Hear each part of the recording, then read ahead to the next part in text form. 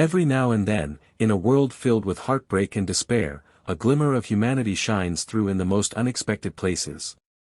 Sometimes, those who are struggling the most are the ones who perform the most extraordinary acts of kindness.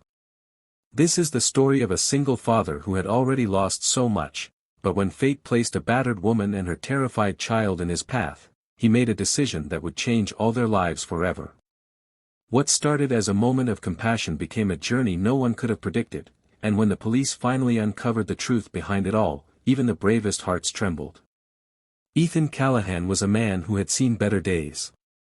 Once a rising star in the world of carpentry and construction, his life had taken a downward spiral after his wife, Leah, passed away in a car accident 3 years ago. Left alone with his 5-year-old son, Aiden, Ethan had given up almost everything to care for his boy. They lived in a rundown one-bedroom apartment on the edge of town, barely making ends meet. Ethan picked up odd jobs during the day, mending fences, fixing broken cupboards, painting walls, and worked long nights cleaning a local gym. It wasn't glamorous. It wasn't easy. But it was honest. And it was enough to feed Aiden, and keep a roof over their heads. He never complained. He couldn't afford to. Every morning, Ethan would walk Aiden to school, no matter how tired he was from his night shift. He'd pack his son's favorite peanut butter sandwich with the last few slices of bread they had, ruffle his hair, and whisper, "Be brave for me, champ." Aiden didn't know how much his father struggled, how many meals Ethan skipped to keep his son's belly full, how many nights he went to bed aching and cold so Aiden could sleep warm. But the truth was, Ethan was at the end of his rope. The bills had piled up. The landlord was growing impatient. And one rainy Monday morning, Ethan received a pink envelope on his doorstep. An eviction notice. He had 10 days to leave. Ethan slumped against the peeling doorframe and slid to the floor, holding his head in his hands. He didn't cry, he hadn't in years, but the weight in his chest was unbearable.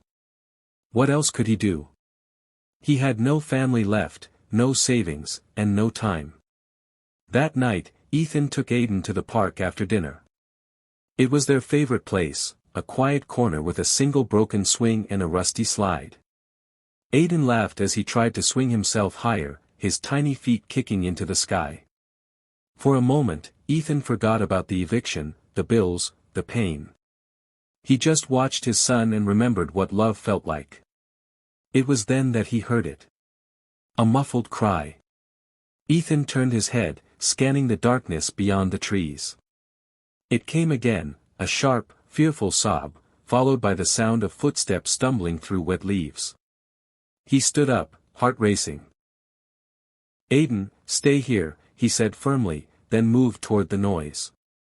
Just past the old bike trail, under a cluster of trees, he saw her. A woman, bruised and bleeding, clutching a small child to her chest. Her clothes were torn, her lip was split, and one eye was swelling shut. She looked like she hadn't eaten in days. Her arms shook as she tried to keep her balance. "Please," she whispered when she saw Ethan. "Don't hurt us." Ethan raised both hands, slowly. Hey. I'm not here to hurt you. I just want to help." The woman collapsed to her knees, holding the child tight. The little boy, no older than 3, stared at Ethan with wide, terrified eyes. His cheeks were smeared with dirt and tears. Ethan didn't hesitate. He took off his jacket, wrapped it around the woman's shoulders, and gently knelt beside her. "What happened to you?" he asked softly. She looked around, panic in her eyes. "He's coming for us. Please, we have to hide." Ethan glanced behind her into the woods, but saw nothing. "You're safe now," he said, trying to believe it himself. "Come with me. I don't have much, but I can keep you warm for the night." She hesitated. But the moment the wind picked up and her child whimpered from the cold, she nodded.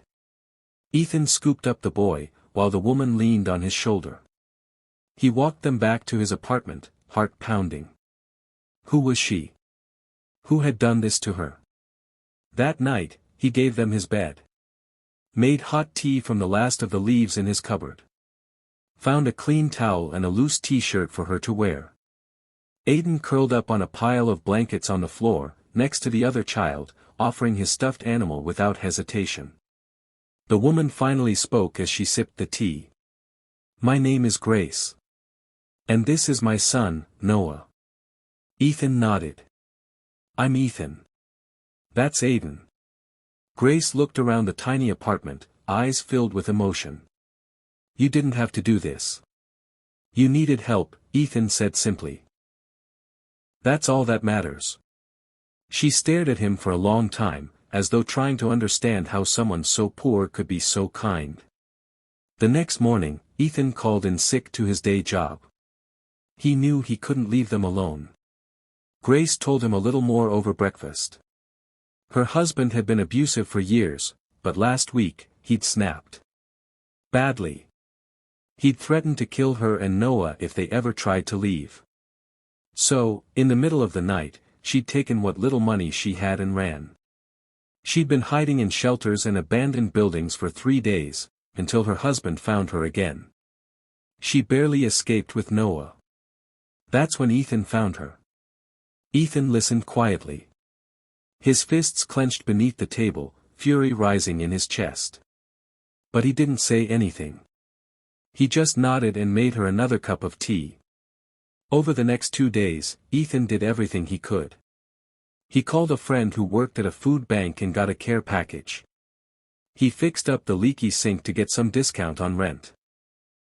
He even managed to borrow a few toys from a neighbor's kid so Noah wouldn't feel so scared. Grace started to smile again. Little Noah laughed for the first time in days. It almost felt like family. But then, on the 3rd morning, everything changed. The knock on the door was hard.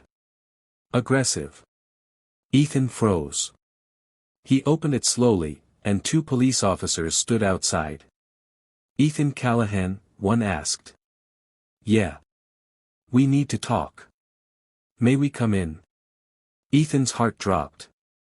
Grace stood in the hallway, her eyes wide with fear. She clutched Noah tight. "Is everything all right, officers?" Ethan asked cautiously. They stepped inside and closed the door. One of them looked directly at Grace. "Ma'am, we've been looking for you and your son. Your husband filed a missing persons report." Grace took a step back. "No, please. I can't go back." The officers exchanged a glance. "Don't worry. You're not in trouble. But we do need to know what happened. And we need to protect you both." Grace broke down in sobs. Ethan stepped forward. "She's telling the truth. Her husband beat her." She was terrified. The officers nodded. "We believe her. In fact, her husband is already under investigation. There have been several complaints. But we needed a formal statement." Grace stared at them, stunned. "You believe me?" "Yes, ma'am. And with your help, we can make sure he never hurts anyone again." As she gave her statement, the truth came out. Grace's husband wasn't just abusive, he was wanted in connection with a larger domestic violence case. He'd threatened and hurt several other women before. Grace's bravery, and Ethan's kindness, had finally exposed him. A few days later, police arrested him. He fought. But this time, the law didn't look away. Ethan watched the news that night, his arms around Aiden and Noah, with Grace sitting quietly beside him. "I don't know how to thank you," she whispered. "You don't have to," Ethan said. "You're safe. That's all that matters." But the story didn't end there. What happened next, nobody saw coming.